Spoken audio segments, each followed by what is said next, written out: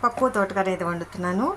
ఇది ఎందుకు తీస్తున్నానంటే వీడియో మీరు కుక్కర్లో పప్పు వేసినప్పుడు ఉడుకుతున్నప్పుడు ఇక్కడ నుండి విజిల్ వచ్చినప్పుడు వాటర్ అంతా వచ్చేస్తుంది కదా, అలా వాటర్ రాకుండా ఉండాలంటే ఏం చేయాలో చిట్కా చూపిస్తాను మీకు. చూడండి, ఇప్పుడు ఈ కప్పు ఉంది కదా, పప్పు కడిగేసి పెట్టేసుకున్నాను. ఈ కప్పు ఇలా పెట్టేసి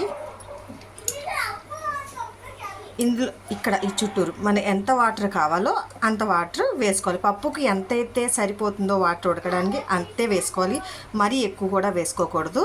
ఇప్పుడు నేను ఎలా ఏం చేయాలనేది చూపిస్తాను. చూడండి, ఒక టమాటా, 4 పచ్చిమిర్చి, కారం, పసుపు,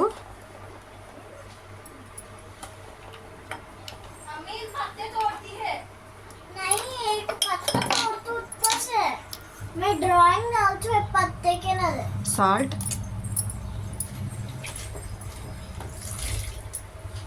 కడిగి పెట్టుకున్న తోటకూర. దీనికి ఎంత కావాలో అంత వాటర్ వేసుకుంటున్నాను. గిన్నె చూసారు ఎలా పెట్టేశాను నేను. ఉడికినప్పుడల్లా కిందకి అది చెరిగిపోతుంది.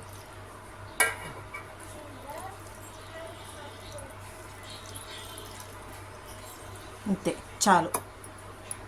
దీనికి ఇప్పుడు మూత పెట్టేయాలి. ఇప్పుడు స్టవ్ మీద పెట్టేసి హై ఫ్లేమ్లోనే ఫస్ట్ ఒక విజిల్ వచ్చేంత వరకు పెద్ద మంటలోనే ఉడకాలి.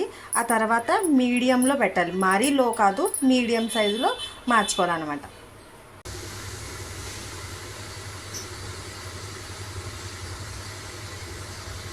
చూడండి, అసలు రాలేదు వాటర్, ఇంకో విజిల్ వస్తుంది.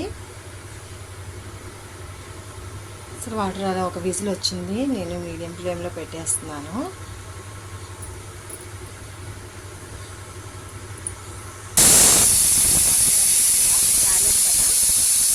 చేస్తున్నాను.